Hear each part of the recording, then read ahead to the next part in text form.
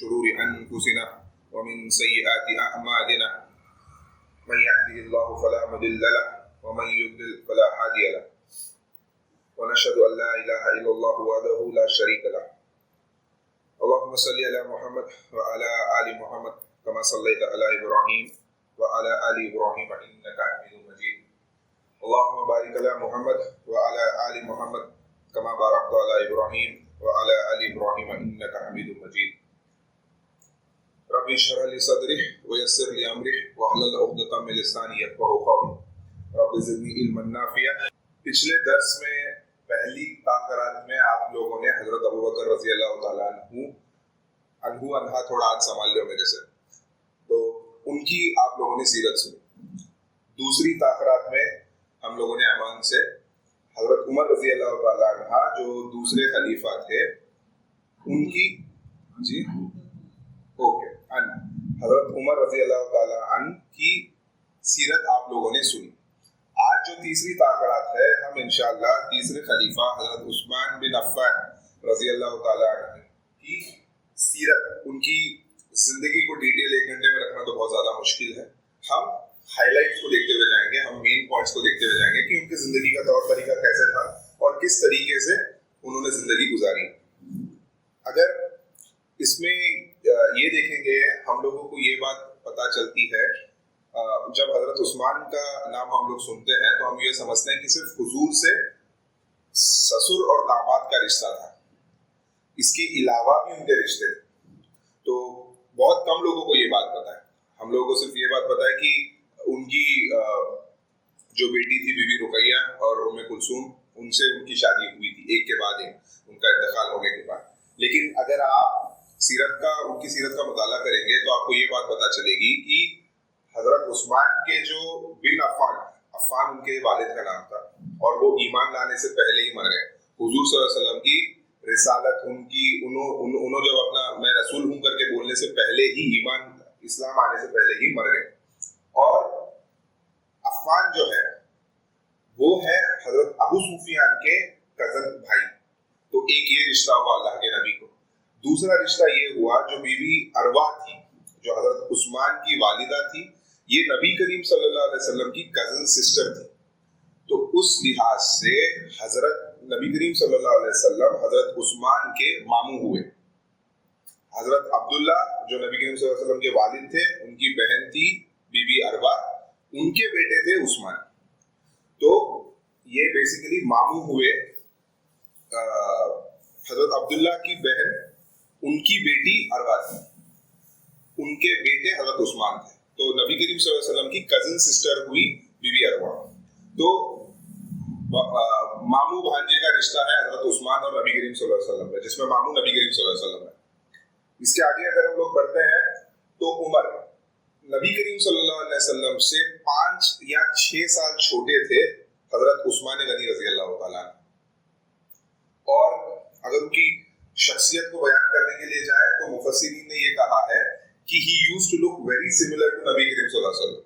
ज्यादा चौड़े नहीं, ज्यादा मोटे नहीं, ज्यादा गिड्ढे नहीं, ज्यादा लंबे नहीं, दरमियान का ये। और फिजिकली एंड फेशियल एक्सप्रेशंस और फेस उनका ऑलमोस्ट नबी करीम सल्लल्लाहु अलैहि वसल्लम के सर का दिखता था हजरत उस्मान। और बचपन से उनका किरदार और बचपन से उनकी खूबसूरती और उनके जो आदतें थे इतनी ज्यादा अच्छी थी कि अगर बोलेंगे तो आज कैसा बोलते हैं कि दिखने में शाहरुख खान सर का है, सलमान खान सर का है, राइट। एक हम एक कंपैरिजन दे रहे हैं। तब कुरैश मक्का और मक्का के काफिरा, अगर किसी का बच्चा बहुत ज्यादा खूबसूरत होता है, बहुत ज्यादा अच्छा होता, मे अल्लाह मेक यू लाइक उस्मान, तो दुआ दिया करते थे कि अल्लाह तुम्हें उस्मान की तरह बनाए, उनकी खूबसूरती और उनके एट्रीब्यूट्स तुम्हें लाए। तो इस तरीके से खूबसूरत भी थे हजरत उस्मान रजी अल्लाह तआला। उन्हें लिखना और पढ़ना भी आता था और उन्होंने लिखना पढ़ना सीखा था। उसके अलावा अब हम लोग, मैं ऐसे इसको डिवाइड कर रहा हूँ कि उस्मान रजी अल्लाह तआला का ईमान लाने से पहले, ईमान लाने के बाद, फिर मक्का की जिंदगी, फिर मदीना की जिंदगी, फिर खिलाफत, इस तरीके से हम लोग जाएंगे इंशाल्लाह। तो उस्मान रजी अल्लाह तआला का ये एक बिजनेसमैन थे। He was a very noble businessman. उनके वालिद जो अफ़्फ़ान थे वो भी बिजनेसमैन थे। और अगर इनकी लीनिएज की बात करें हम लोग तो ये बनु उमैया में से थे, उमाइट्स करके बोलते हैं, और नबी करीम सल्लल्लाहु अलैहि वसल्लम बनु हाशिम में से थे। इस चीज को मैं क्यों बयान कर रहा हूँ, उसको एंड पे आएंगे हम लोग इंशाल्लाह। तो हजरत उस्मान रज़ी अल्लाह ताला अन्हु बहुत ही अच्छे ताजिर थे, बहुत ही अच्छे बिजनेसमैन थे, डीलिंग्स बहुत ज्यादा अच्छी थी उनकी। और ये कहा जाता है हजरत उस्मान रज़ी अल्लाह ताला अन्हु के बारे में कि ईमान लाने से पहले भी कभी उन्होंने शराब नहीं पी। कुरैश में या मक्का में बहुत कम लोग ऐसे थे जो शराब को गलत समझते थे और शराब को अपने आप पे हराम कर लिया इस्लाम आने से पहले। हजरत उस्मान और हजरत अबू बकर, सहाबा कराम में बहुत सारे सहाबा और भी हैं। और लोगों की मदद करना, लोगों को चैरिटी करना, लोगों की जो भी तकलीफें हैं उनको दूर करना, ये उनका सबसे बड़ा इंपॉर्टेंट पॉइंट रहा है। अब नेक्स्ट अगर हम लोग देखेंगे, एक अमीर शख्सियत जिसके अंदर 3 चीजें पाई जाती है, राइट, अमीरी, वेल्दी, राइट, सेकेंड इज बेलफ्ज मदद करना किसी की, जेनरस, और थर्ड है आजिजी, हम्बल। अगर आज के दौर में हम अमीरों को देख लें तो अमीरी दिखेगी लेकिन हम्बलनेस नहीं दिखेगी, अमीरी दिखेगी लेकिन जेनरोसिटी नहीं दिखेगी। जेनरोसिटी चलो करोड़ों के करोड़ों ताउन कर रहे, सबका खैरात कर रहे, लेकिन उनके अंदर हम्बलनेस नहीं दिखेगी। इस 3 चीजों का मिश्रण अगर किसी में देखना है तो वो हजरत उस्मान रज़ी अल्लाह ताला अन्हु के अंदर देखें, उनकी किरदार में देखें। वो बहुत ज्यादा अमीर थे और इतने अमीर थे कि किसी को उनकी नेट वर्थ वैल्यू पता नहीं थी। आज हम लोग सुन रहे हैं कि अडानी फर्स्ट है, एलॉन मस्क नीचे है, बिल गेट्स उसके ऊपर है, इन्हें उसके नीचे। तब ये चीज हुआ नहीं करती थी कि कोई अपने फिनेंसेस को बयान कर दे और बोल दे कि मैं इतना इतना अमीर हूँ, मेरे पास इतना पैसा है। इतनी आजिज़गी थी इन लोगों में कि ये लोग अपनी नेट वर्थ, जो मेरी करंट वैल्यू है, मेरे इतने प्रॉपर्टीज है, मेरा इतना ये है, कभी बयान नहीं करते।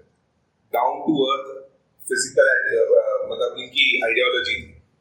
और बेलफ्ज मदद करना, इस्लाम के अंदर आने से पहले भी लोगों की बहुत मदद करते थे हजरत उस्मान रज़ी अल्लाह ताला।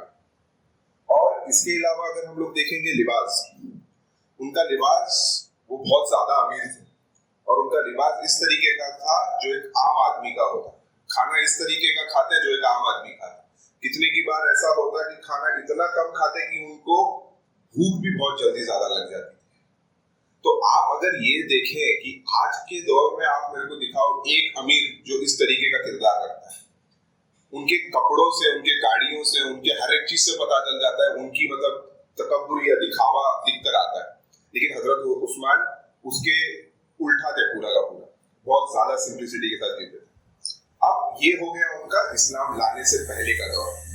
अगर हम लोग इस्लाम लाने का दौर अगर हम लोग देखेंगे इंशाल्लाह, तो दावत कैसा पहुंची, किस तरीके से ईमान लाए।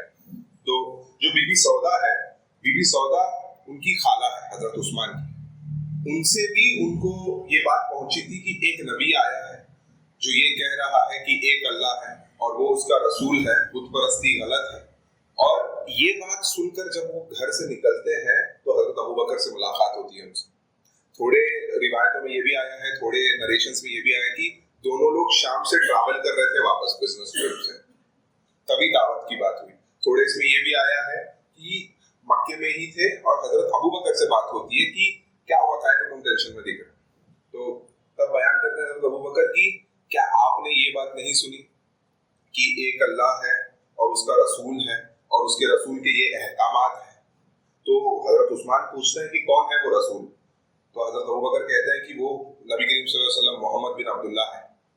तो ये कहते हैं कि हाँ वो तो सादिक और अमीन है। और तभी उसी वक्त, अब ये आप एक इमेजिन करो कि हजरत अबू बकर और हजरत उस्मान बात कर रहे हैं और नबी करीम सल्लल्लाहु अलैहि वसल्लम का उधर से दौर हो रहा है और हजरत नबी करीम सल्लल्लाहु अलैहि वसल्लम ये कहते हैं कि उस्मान तुम अल्लाह की राह में आ जाओ और जन्नत की तरफ आ जाओ और जहन्नम से बच जाओ। और जैसे ही ये अल्फाज नबी करीम सल्लल्लाहु अलैहि वसल्लम के हजरत उस्मान सुनते हैं, there is no questioning, there is nothing to be asked, अशहदु अन ला इलाहा इल्लल्लाह अशहदु अन्ना मुहम्मद रसूलुल्लाह, ईमान ला लेते हैं। अब ये बात आज के दौर में आप सोचिए, अगर कोई अमीर जो एक बड़े कबीले का एक बड़ा स्पोक्स पर्सन है वो अगर ईमान लाता है तो अपने फिनेंशियल्स के बारे में कितना सोचेगा। आज अगर मैं ये बोल दूं तो मेरे बिजनेस डील्स टूट जाएंगे, अगर मैं ईमान ला दूं तो मेरा बिजनेस बंद हो जाएगा, अगर मैं ईमान ला लूं तो पूरे कुरैश और बनु उमैया के खिलाफ खिलाफ में हो जाऊंगा, पूरे अपने कबीले के खिलाफ हो जाऊंगा। उन्होंने 1 मिनट भी नहीं सोचा, 1 सेकंड भी नहीं सोचा और ईमान लाए। तो इस तरीके से वो इस्लाम में आए। और गालिबन ये है उनके बारे में, ये कहते हैं कि 5वें या 6ठे सहाबी थे जिन्होंने ईमान लाया। थोड़े रिवायत में अलग ये है कि स्टार्टिंग 40s के अंदर 40 जो लोग लाए हैं उनमें थे वो गर्भगोल। अब उसके अलावा हमको ये भी पता है कि वो अशराए मुबश्शिरा में से जो 10 सहाबाए कराम जिनको जन्नत की बशारत एक साथ दी गई थी। तो यहाँ पे दावत का तरीका अगर आप देखेंगे, एक सच्चा इंसान दूसरे सच्चे इंसान से बात कर रहा है और तीसरा सच्चा इंसान जो जा रहा है उस चीज की उसको गवाही देता है और बुलाता है उस राह पर, और वो सच्चाई को वो कबूल कर आगे बढ़ते हैं। तो ये दावत का तरीका था वहां पर। अब हम लोगों को ये लगता है, हम लोगों ने ये कभी नहीं सुना कि इस्लाम लाते ही हजरत उस्मान को क्या तकलीफें हुई होंगी। फाइनेंशियली स्टेबल, फाइनेंशियली रिच आदमी, क्या ही तकलीफ हो सकती है, उनके पास तो पैसा बहुत है। लेकिन उनके एक चाचा थे अल हकम इब्न लास, ये उनको बंद रूमों में बंद करके उनको बांध कर मारा करते थे कि इस चीज को छोड़ दो, तुम इस चीज को छोड़ दो, तुम जो ये चीज कर रहे हो इससे बनु उमैया की पूरी इज्जत मिट्टी में मिला दी तुमने, तुम्हारे वजह से हम लोगों को बहुत ही बदनामी हुई है, तुम इस चीज को छोड़ो।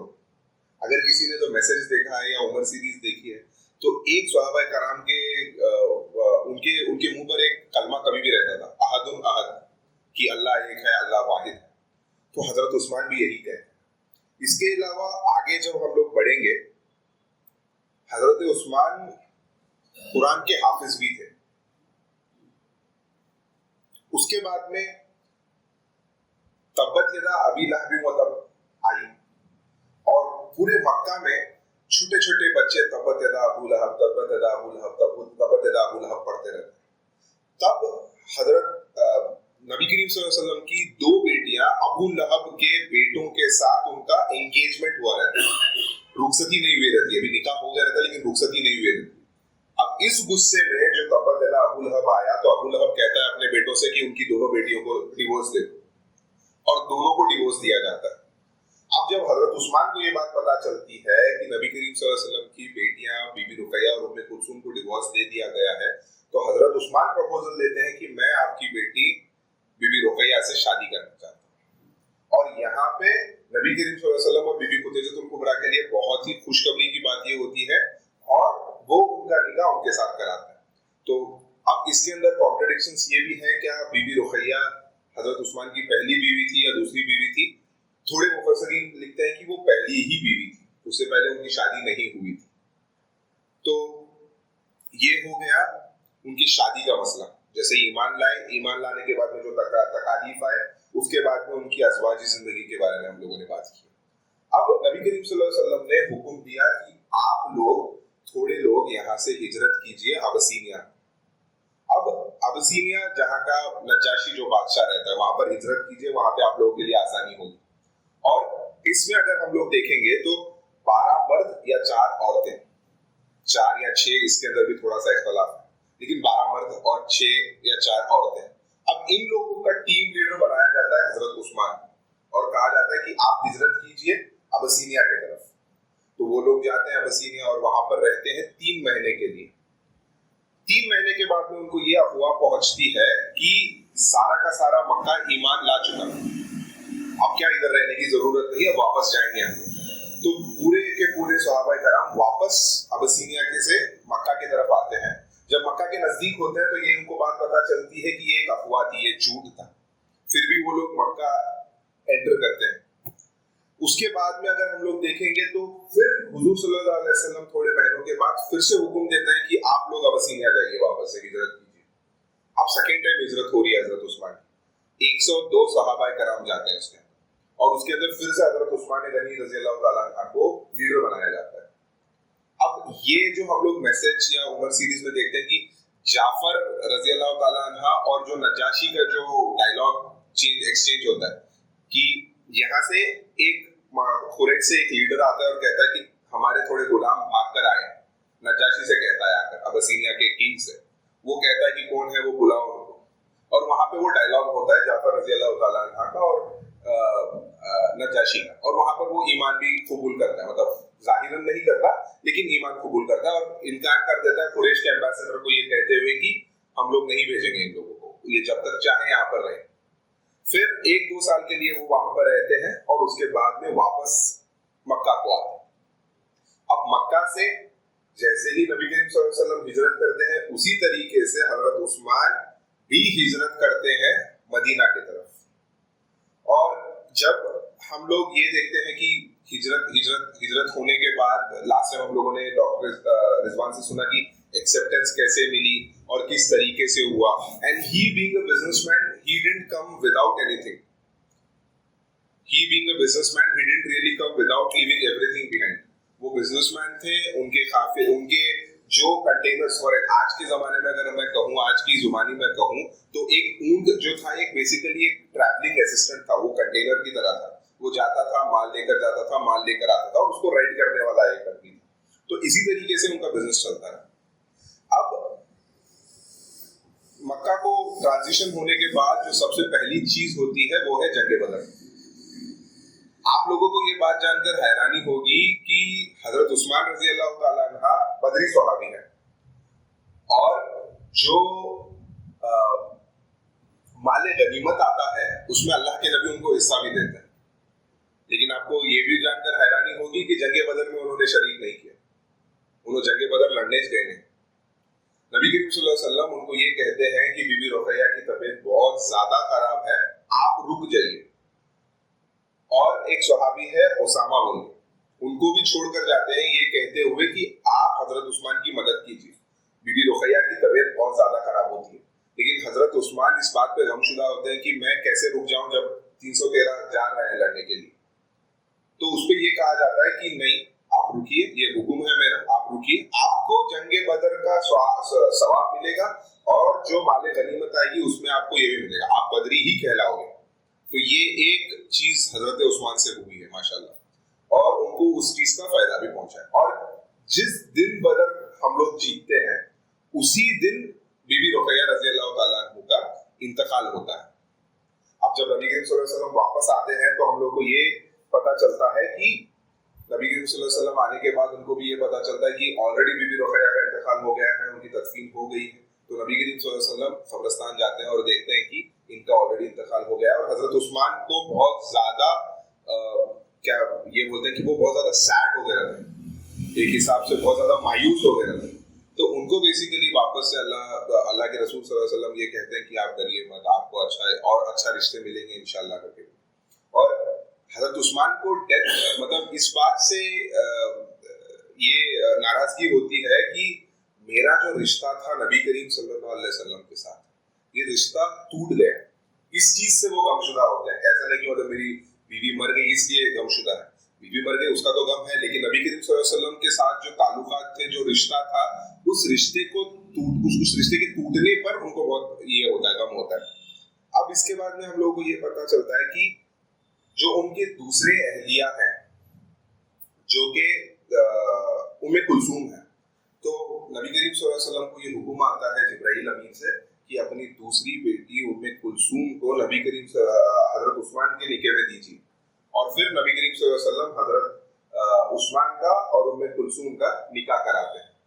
अब यहाँ से डिराइव होता है ज़ुन्नूरैन, दो नूरों वाला। हजरत उस्मान रजी अल्लाह तआला अन्हा पूरे दुनिया में वाहिद शख्सियत है जिसने नबी की 2 बेटियों को शादी किया, एक साथ नहीं, एक के बाद एक के इंतकाल के बाद। ये फजीलत पूरे दुनिया में किसी और शख्सियत को नहीं मिली। एक ये एग्जाम्पल है ज़ुन्नूरैन का। अब हम लोग थोड़ा सा ये देखेंगे कि ज़ुन्नूरैन का मतलब क्या है, 2 नूरों वाला। अब इसकी तशरीह में शाह वलीउल्लाह दहलवी ने ये कहा है कि ज़ुन्नूरैन जो ये हम लोग पढ़ रहे हैं, यहाँ पर कुरान की एक आयत का मैं हवाला लूंगा जिसके अंदर सूरह निसा में आयत नंबर 69 में अल्लाह ताला ये कहता है, बिस्मिल्लाहिर्रहमानिर्रहीम, वमन युतीउल्लाह वर्रसूल फउलाइका मा अलल्लज़ीना अनअमा अलैहिम मिनन नबीयीन वसिद्दीकीन वशुहदा वस्सालिहीन व हुस्न उलाइका रफीका। तो तो इसके तर्जुमे से जाने से ज्यादा मैं ये कहूंगा कि यहाँ पर कहा जा रहा है अंबिया, सिद्दीकीन, शुहदा, स्वालिहीन। अब हम लोग ये समझेंगे कि सिद्दीकीन का मतलब क्या होता है। हमारे नजदीक, हमारे जहनों में ये बिठाया गया है और ये समझा गया है कि सिद्दीक पूरे कायनात तक सिर्फ एक ही है। नहीं, सिद्दीक पूरे कायनात तक सिर्फ अबू बकर सिद्दीक नहीं है। सिद्दीकीन, सिद्दीक जो है वो एक कैरेक्टरिस्टिक्स है और उस कैरेक्टरिस्टिक्स के, उस पर्टिकुलर ग्रुप के जो सरदार है वो हजरत अबू बकर है। उनसे हाईएस्ट और कोई नहीं हो सकता सिद्दीकियत में। अब वो जो ग्रुप है, जो सिद्दीकीन का जो ग्रुप है, उनके क्या एट्रीब्यूट्स होते हैं हम लोग उसको देखेंगे इंशाल्लाह। किसी को तकलीफ में देखने के बाद उनकी मदद करना, ये सबसे पहली कैरेक्टरिस्टिक्स है सिद्दीक इंसान की। जो इंसान सिद्दीक होता है उसकी सबसे पहली कैरेक्टरिस्टिक्स है। अगर किसी को देखो तुम वो तकलीफ में है, खाओ, मुसलमान हो ना हो, तुम्हारा रिश्तेदार हो ना हो, आपको चाहिए कि आप उसकी मदद करें। ये है सिद्दीकीन, सिद्दीक जो होते हैं उनकी फर्स्ट कैरेक्टरिस्टिक्स। सेकेंड कैरेक्टरिस्टिक्स अगर हम लोग देखेंगे तो तबीयत में नेकी का मादा, बुरा चीज करने से या कोई भी ऐसी चीज करने से जिससे नुकसान हो सकता है खुद को या किसी और को, उससे रुक जाना। कभी शराब नहीं पी ईमान लाने से पहले, ईमान लाने के बाद। कभी जिना नहीं किया ईमान लाने से पहले, ईमान लाने के बाद। कभी किसी को तकलीफ नहीं दी ईमान लाने से पहले, ईमान लाने के बाद। ये होता है तबीयत में नेकी का मादा।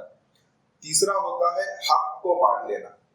जब नबी करीम सल्लल्लाहु अलैहि वसल्लम की दावत पहुंच गई, जब हजरत अबू बकर और बीबी सौदा ने कहा कि ये अल्लाह के रसूल है और उन पर ईमान लाओ, और जब नबी करीम सल्लल्लाहु अलैहि वसल्लम ने कहा कि मैं तुम्हें दावत देता हूँ जन्नत के तरफ, उधर थोड़ा भी सोचा नहीं, थोड़ी देर के लिए भी थॉट्स नहीं है, फौरन ईमान लाए। जैसे ही हक बात सामने आ गई, ईमान लाना। और जब हम लोग एक आर्ग्यूमेंट में बात कर रहे हैं, जब मेरे को पता है कि मैं गलत हूं, मैं गलत होने के बावजूद मेरे दिल में मेरे को ये एहसास आ गया है कि मैं गलत हूं, फिर भी मैं हुज्जत कर दूं कि मैं हारना नहीं चाहता, मैं सामने वाले को नीचा दिखाना चाहता हूं, ये भी गलत है। ये है कि हक तुम्हारे दिल में आ गया है, फिर भी तुम उसको ठुकरा रहे हो। हम इसलिए आर्ग्यू करते हैं ताकि हम हमारा मतलब ये होना बोले, हमारे दिल में, हमारा दिल में मालूम पड़ रहा है कि हमें गलत है, फिर भी हम लोग ये करते हैं। तो हक को आते ही मान लेना, ये तीसरी ये है। और चौथी, माल खर्च करना अल्लाह की राह में। और हम तो ये जानते हैं कि हजरत अबू बकर, हजरत उमर, जो भी सहाबा कराम थे, वो सब ने, उन सब ने अपने अपने मालों को खर्च किया अल्लाह की राह में। अगर कोई बहुत ज्यादा बढ़ चढ़ कर भी किया है तो वो भी हम लोग देखेंगे इंशाल्लाह। हजरत उस्मान के बारे में ये आता है, जैसे कि हम लोग ये जानते हैं कि हजरत अबू बकर रज़ी अल्लाह ताला अन्हु ने बहुत सारे गुलामों को छुड़ाया, हजरत बिलाल को छुड़ाया इस्लाम के स्टार्टिंग जब नबूवत शुरू होती है तब। लेकिन हजरत उस्मान के बारे में ये आता है कि हर एक जुमा एक गुलाम को रिहा करते हैं। अगर किसी दिन एक जुमा मिस हो जाता तो दूसरे अगले जुमा 2 गुलाम रिहा करते हैं। हर जुमा एक गुलाम को रिहा करते हैं। कोई ऐसा जिंदगी में उनका ऐसा दौर नहीं गुजरा, ऐसा दिन नहीं गुजरा, ऐसा जुमा नहीं गुजरा जिसमें उन्होंने गुलाम नहीं रिहा किया हो। और उन्होंने क्या क्या सदका खैरात किए वो भी हम लोग आएंगे इंशाल्लाह आगे बढ़े। तो ये है सिद्दीकियत। अब दूसरा है शहादत, राइट? तो यहाँ पे क्या बोल रहा है अल्लाह सुब्हानहू व तआला, वसिद्दीकीन वशुहदा। शुहदा वो है जिनको मार्टिरडम मिलता है, जिनको शहादत मिलती है। अब हम लोगों को ये भी बात पता है, हजरत उमर, हजरत उस्मान और हजरत अली, तीनों सहाबा कराम को शहादत मिली है, और बहुत सारे अलग सहाबा कराम है जिनको शहादत मिली है। तो शाह वलीउल्लाह दहलवी कहते हैं जुल्नूरैन का मतलब ये भी है कि जिसके पास सिद्दीकियत और शहादत दोनों मिली। हजरत उस्मान गनी के पास सिद्दीकियत भी थी और शहादत भी उनको मिली। तो यहाँ से जुल्नूरैन का मतलब ये भी हो सकता है, सिर्फ ये नहीं कि नबी करीम सल्लल्लाहु अलैहि वसल्लम की 2 बेटियों से उनकी शादी हुई, सिर्फ ये नहीं है, इसका मतलब ये भी है। इसका एक्सप्लेनेशन दिया है शाह वलीउल्लाह दहलवी ने। इसके आगे अगर हम लोग पढ़ते हैं तो उम्मे कुलसूम से उनका निकाह होता है, और उम्मे कुलसूम का इंतकाल भी जंग तबूक के बाद में होता है। जंग तबूक के बाद में उनका भी इंतकाल होता है। तो टोटली हजरत उस्मान रज़ी अल्लाह तआला अन्हु की जिंदगी में 8 बीवियां आई हैं एंड 9 लड़के और नहीं, हाँ 9 लड़के और 5 बेटियां। इसमें भी थोड़ा सा डिस्प्यूट है कि एग्जैक्ट नंबर्स क्या है, लेकिन 8 बीवियां उनकी जिंदगी में आई है। उसके आगे हम लोग ये देखेंगे कि जब मदीना हिजरत कर गए नबी करीम सल्लल्लाहु अलैहि वसल्लम और सहाबाए कराम, तो वहां पर एक कुआं था जिसका नाम है बिर्र रोम। अब बिर्र रोम ये एक वाहिद कुआं था मदीना में जिसमें मीठा पानी मिलता था। बाकी के ऑलमोस्ट कुओं में खारा पानी मिलता था, जो के लिए पीने के लिए बहुत ज्यादा मुश्किल है। और आप लोगों को ये भी बात पता है कि ये जो बिर्र रोम जो कुआं है ये एक यहूदी का था, और वो यहूदी बहुत ज्यादा पैसा लेकर इसके पानी को दिया करता था और बहुत तंग कर रहा था वो मुसलमानों। जिसपे अल्लाह के नबी ने कहा कि अगर है कोई जो बिर्र रोम खरीद दे और जन्नत उसके लिए हलाल हो जाएगी, तो उसके ऊपर जन्नत फर्ज कर दी जाएगी। तो यहाँ पे हजरत उस्मान गनी रज़ी अल्लाह तआला आगे आते हैं और कहते हैं मैं बात करता हूँ यहूदी से बात करते हैं, नेगोशिएशन ट्राई करते हैं। उन्हें बोलता है मैं नहीं देता, I will not sell it, मैं कतान नहीं बेचूंगा। ठीक है चलो अच्छी बात है, आप सेल करने के लिए तैयार नहीं, पार्टनरशिप करते हैं इसके अंदर, एक दिन तू एक दिन मेरा, एक दिन मेरे लोग खींच लेंगे एक दिन तेरे लोग खींच लेंगे। और 12,000 दिरहम के अंदर वो पार्टनरशिप को क्लोज किया जाता है कि एक दिन मेरे आदमी खींचेंगे एक दिन तेरे आदमी पानी लेंगे इससे। और जैसे ही ये डील होती है हजरत उस्मान गनी रज़ी अल्लाह तआला अन्हु ऐलान कर देते हैं कि मेरे तरफ से पानी फ्री है और आप लोग जितना चाहे उतना भर लो जिस दिन मेरी बारी है। तो सारे मुसलमान ये करने लगते हैं कि पानी इतना ज्यादा भर लेते हैं कि नेक्स्ट दिन की जरूरत ना हो, उसके फिर थर्ड दिन जब हजरत उस्मान का ये होगा तब भर लेंगे हम लोग। अब यहाँ पे सीखने की बात ये है कि बिजनेस कैसे किया जाता है। हजरत उस्मान ने ये वाली इसमें दिखा दी कि डील तुम लोग किस तरीके से करो। अगर तुम देख रहे हो कोई ऐसा बिजनेस जो मुसलमानों को नुकसानदेह है, तो उस बिजनेस को कैसे तुम हासिल करो और तुम उसको लीड करो। अब इसमें से हजरत उस्मान ने ये नहीं कहा कि उन्हें 10 दिरहम में बेच रहा था मैं 2 दिरहम में देता बोली। उनकी ये मतलब उनका ईमान और तकवा ये लेवल का था कि उन्होंने फी सबीलिल्लाह कर दिया उस चीज को। तो यहाँ पर ये हुआ कि सभी लोग जिस दिन हजरत उस्मान की बारी थी उसी दिन पानी भरने लगे, तो यहूदी को नुकसान होने लगा। यहूदी ने कहा बाकी का आधा भी तुम ही ले लो, तो उसको फिर 12,000 पे नहीं खरीदते, फिर उसको फिर 8,000 पे खरीदते।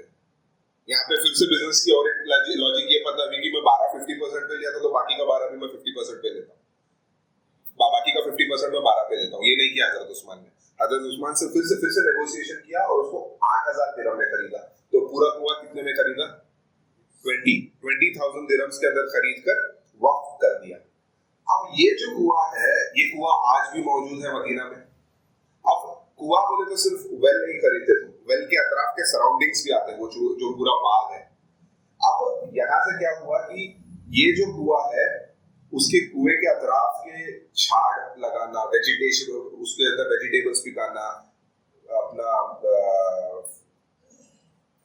रोजा कैसे खोलता है, डेट्स, खजूर के बाग लगाए पूरे, और वहां से इकोनॉमी ग्रो होने लगी।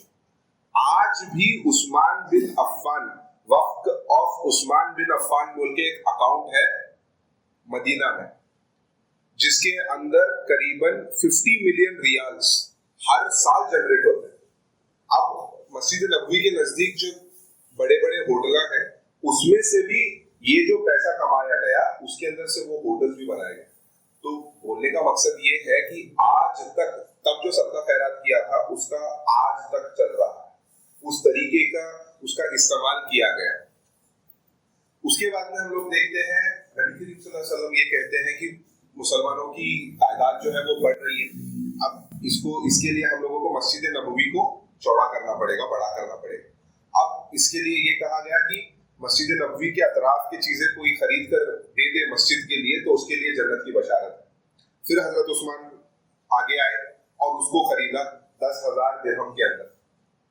वहां के मस्जिद के तौसी में भी हजरत उस्मान ने हेल्प किया। उसके बाद में हम लोग देखते हैं कि सुलह हुदैबिया का मौका आता है। यहाँ से हुजूर सल्लल्लाहु अलैहि वसल्लम और सहाबाए कराम उम्रे के लिए निकलते हैं, और उम्रे के लिए जब जाते हैं तो मक्का वालों को ये बात पता चलती है कि हुजूर सल्लल्लाहु अलैहि वसल्लम अपने कबीले वालों अपने मुसलमानों के साथ उम्रे के लिए आ रहे हैं, तो उनको रोक दिया जाता है।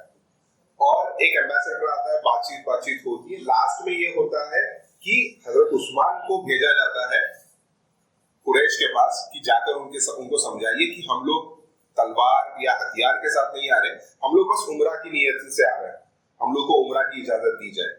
जब हजरत उस्मान वहां पर जाते हैं तो वो लोग हजरत उस्मान को आज की लैंग्वेज में अगर कहूं तो किडनैप कर लेते हैं, और अफवाह ये फैलती है कि हजरत उस्मान गनी का इंतकाल हो गया, उनको कत्ल कर दिया गया, जिस पे नबी करीम सल्लल्लाहु अलैहि वसल्लम और सहाबा कराम एक ओथ लेते हैं, बैयत लेते हैं, और उसको कहा जाता है बैयत रिजवान।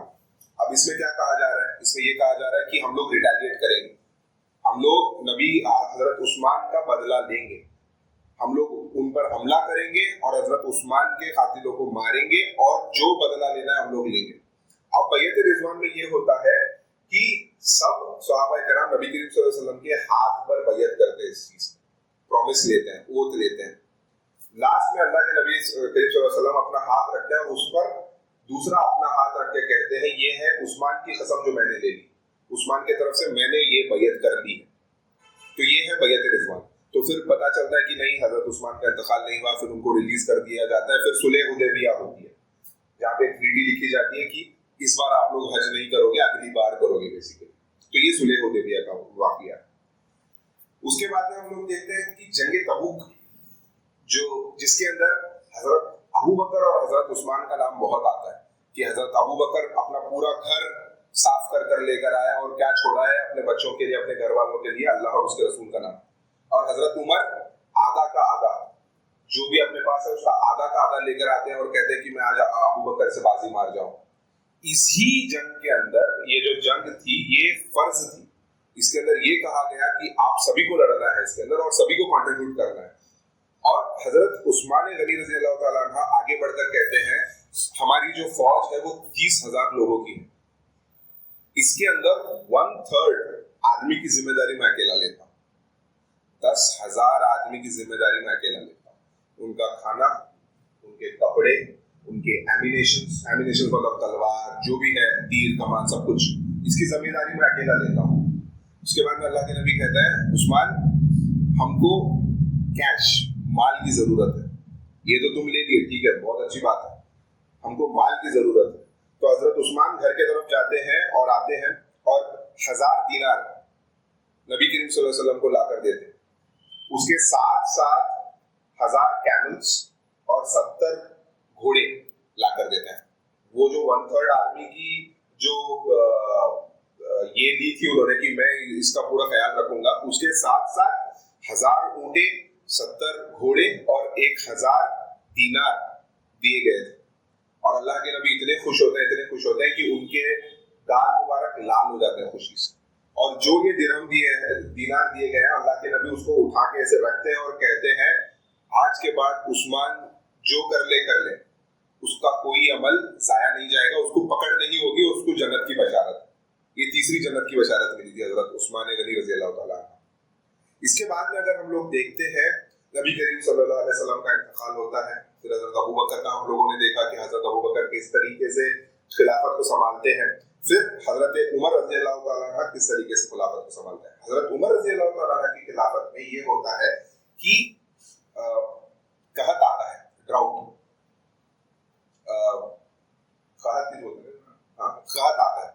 तो कहत के अंदर ये होता है कि अब जो मक्का और मदीना के लोग हैं इनके पास खाने को खाना नहीं है, इस तरीके की हालात होते हैं। और उस समय आज के जमाने में अगर मैं कहूँ कोविड हो गया है, आपके पास खाने के लिए खाना नहीं है, और एक इंसान 1000 कंटेनर्स भर को खाना लेकर आया और उसके पास पूरे बिजनेसमैन आके ये बोलते हैं तू कितने में खरीदा, 100 रुपए, मैं तो 200 देता हूँ, नहीं मेरे को उससे अच्छी डील मिली, 300 देता हूँ, 400 देता हूँ, 500 देता हूँ। हजरत उस्मान कहते हैं कि नहीं, मैं किसी को भी नहीं देता हूँ, ये मैं अल्लाह की राह में फी सबिलिल्लाह खर्च कर। अब आप सोचिए है कोई जिसने ये किया है आज के दौर में। कोविड तो हम लोगों ने देख लिया ना, कोविड और कहत को हम लोग इजीली रिलेट कर सकते हैं। हमारे पास भी घरों में बहुत लोगों के पास खाने के लिए खाना नहीं था, राइट, पीने के लिए पानी सही से नहीं आ रहा था, बाहर नहीं जा सकते थे। उसी तरीके का आप उसको इमेजिन करो 1000 कंटेनर्स, बड़े बड़े कंटेनर्स आए हैं, और वो कह रहा है कि फी सबीलिल्लाह मैं सब कुछ इस्लाम की राह में मैं फी सबीलिल्लाह दे रहा हूँ। ऐसा नहीं कि 50% डिस्काउंट, 10% डिस्काउंट, 20% डिस्काउंट, नहीं, पूरा का पूरा फ्री, फी सबीलिल्लाह। तो ये किया हजरत उस्मान रजी अल्लाह तआला अन्हु ने हजरत उमर की खिलाफत में। फिर हम लोगों ने ये देखा कि हजरत उमर का इंतकाल होता है। हजरत उमर के इंतकाल के बाद में छह सहाबाए कराम की एक कमेटी बनाई जाती है। उसमें से हजरत उस्मान चुनकर आते हैं कि आप खलीफा बनेंगे। अब हजरत उस्मान खलीफा बन गए। अब पहला दिन है उनका खलीफा होने के बाद। हजरत अबू बकर जब पहले दिन खलीफा हुए थे, उन्होंने एक बहुत ही अच्छी स्पीच दी थी। हजरत उमर जिस दिन खलीफा हुए थे, उन्होंने भी बहुत अच्छी स्पीच दी थी। हजरत उस्मान स्पीच नहीं दिए उस दिन। उन्होंने ये कहा कि मैं बात करने से ज्यादा कर दिखाने की कोशिश करूंगा इंशाल्लाह। हजरत इससे ये बात पता चलती है कि हजरत उस्मान एक वेरी शाय पर्सन थे। He was not outspoken, extrovert नहीं थे कि मतलब खुलकर बात कर ले, उस तरीके की शख्सियत नहीं थी हजरत उस्मान। अब खिलाफत शुरू हुई, खिलाफत चली है 12 साल। 12 साल के अंदर 10 साल फुतूहात पर फुतूहात हुए हैं बस। जो हजरत उमर ने किया था 10 साल हजरत उमर की खिलाफत चली है, उसी तरीके पर, उसी नक्शे कदम पर 10 साल तक हजरत उस्मान गनी रजी अल्लाह तआला अन्हु की भी खिलाफत चली है। अब जो फुतूहात हजरत उमर के इंतकाल के फौरन ही बहुत सारे जो भी फतह किए गए थे वो वापस से हार दिए गए मुसलमानों से, उसके ऊपर भी हजरत उस्मान गनी रजी अल्लाह तआला अन्हु ने काम किया। और ये हुआ। अब उसके अंदर थोड़े लोग मिसाल ये देते हैं कि कुरान के अंदर जुल्करनैन का मेंशन है कि हमने सूरह कहफ के अंदर कि हमने उसको इतना बड़ा किंगडम दिया था। वो जो जुल्करनैन का किंगडम था उसका डबल किंगडम था हजरत उस्मान गनी रजी अल्लाह तआला, राइट। अब इसके आगे हम लोग अगर बढ़ते हैं, अब खिलाफत के दौरान आखिरी 2 सालों में और बीच में भी थोड़ा इख्तलाफ राय कही है, गवर्नर्स के खिलाफ कंप्लेंट्स कही है, और ये होता है कि उनके ऊपर ये भी इल्जाम डाला जाता है कि आपने आपके लोगों को बड़े बड़े पोजीशंस दे दिए, बड़े बड़े डिसीजंस दे दिए उनको। अब ये बात जानने की यहाँ पर ये है कि अंबिया और रसूल जो है वो मासूम अनिल खता है। जो खुलफाए राशिदीन है, जो सहाबाए कराम है, ये बशर है।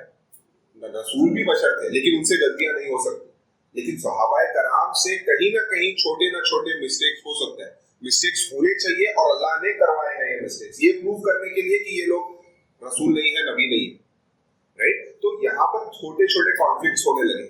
अब ये होता है कि बागी मतलब सिर्फ एक ही शहर से नहीं निकले ये लोग, हर एक छोटे शहर से बागियां निकले और पहुंचे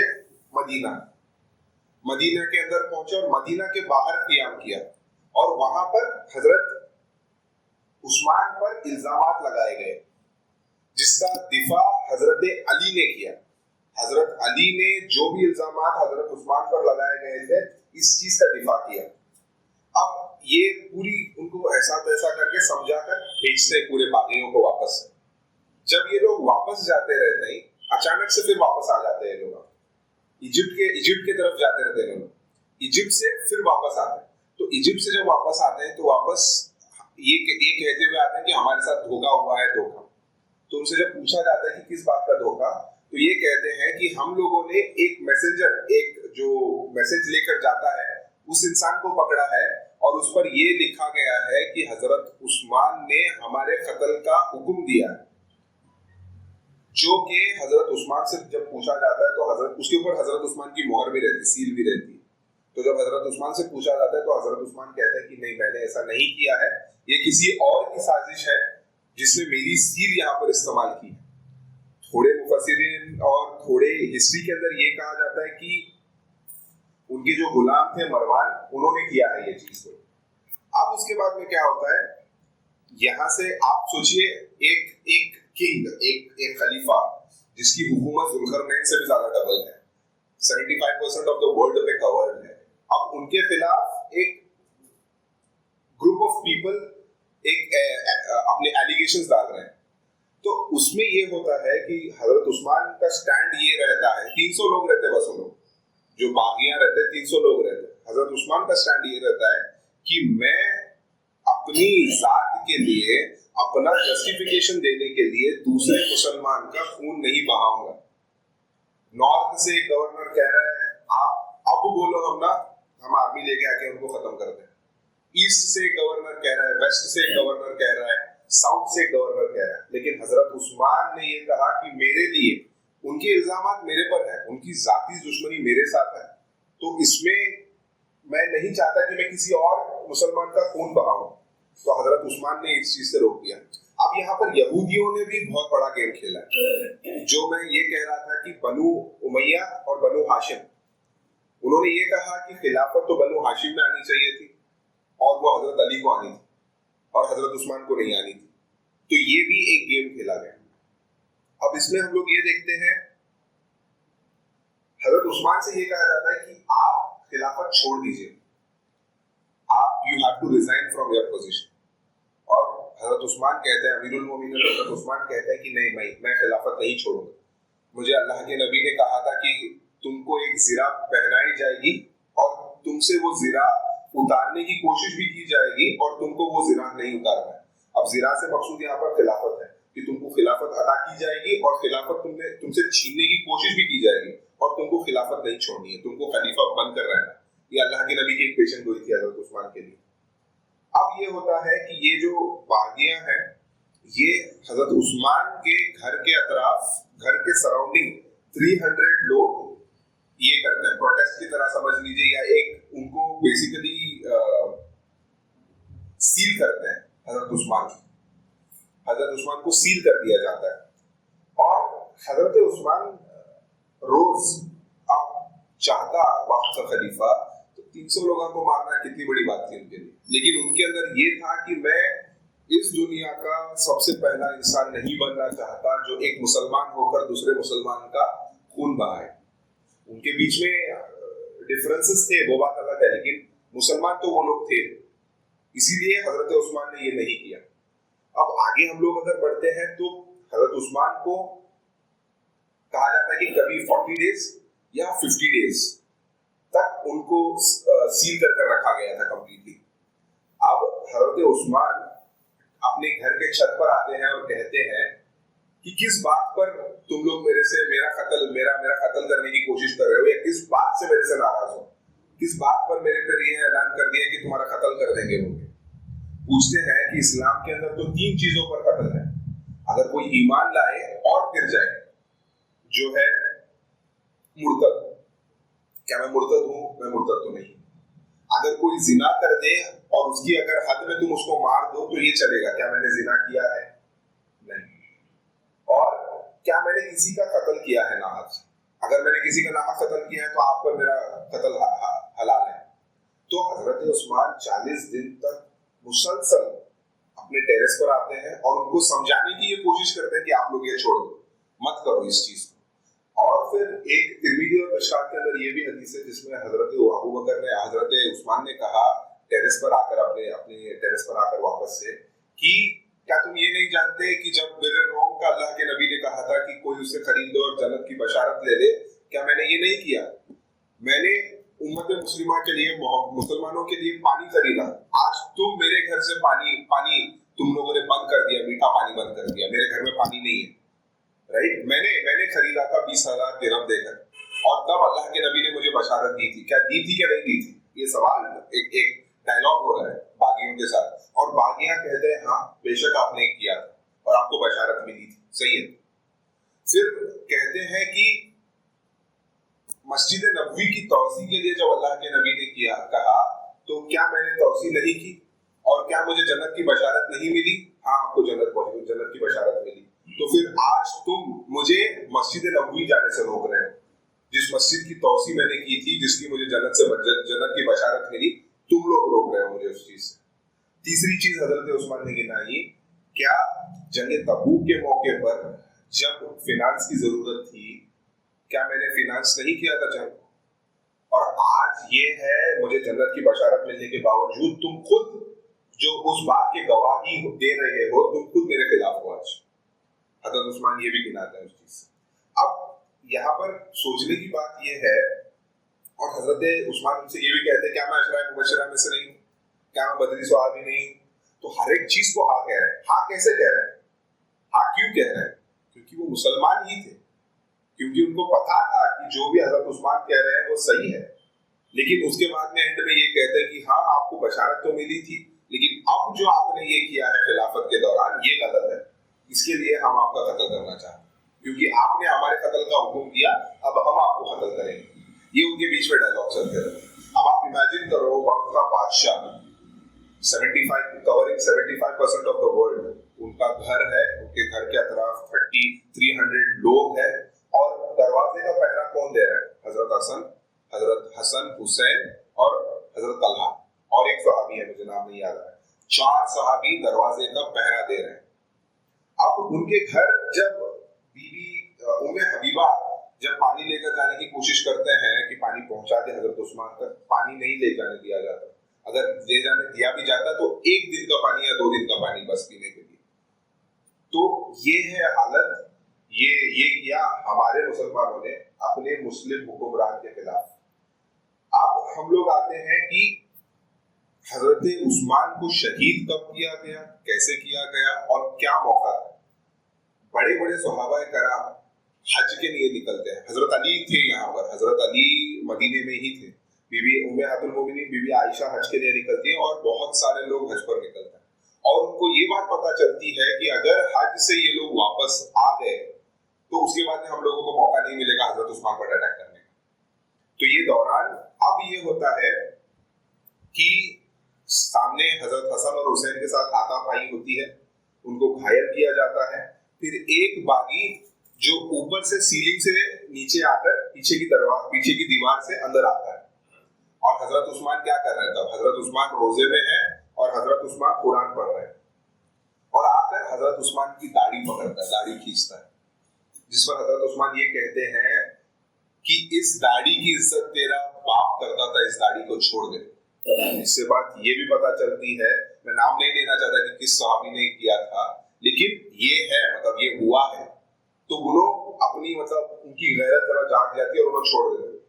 अब इजिप्ट से ट्रेंड किलर्स आया था बेसिकली, ट्रेंड किलर्स।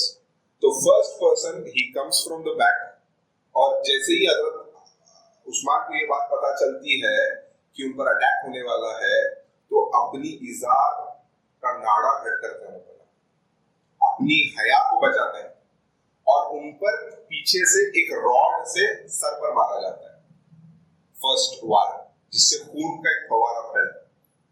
दूसरी बार उनके पेट के अंदर कौन है? ये वक्त का खलीफा जिसने पानियां दी, जिसने पैसा दिया, जिसने सब कुछ दिया, उसके पेट के अंदर छुरा मारता है। उतने से बस नहीं होता उनको, उनकी छाती पर बैठकर 6 बार छुरा मारकर कहते हैं कि 3 बार अल्लाह के लिए मारा, 3 बार मैंने अपने नफ्स के लिए तुझे मारा। बस इतने पे नहीं रुकते वो लोग। हजरत नाइला, बीबी नाइला जो उनके वाइफ है, अपना हाथ बीच में लाते तो उनकी अंगलियां भी काट देते हैं लोग। उसके बाद में क्या होता है?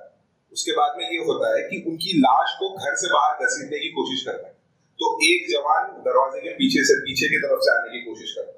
तो बीबी नाइला को ये लगता है कि इन्हें प्रॉब्ली हमारी दिफा के लिए आया है, हमारे हेल्प के लिए आया है।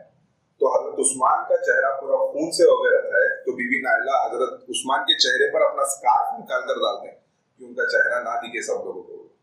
तो वो जो इंसान पीछे से आता है, उन्हें आके उस स्कार्फ निकाल के उनकी लाश को एक झापड़ मारता है।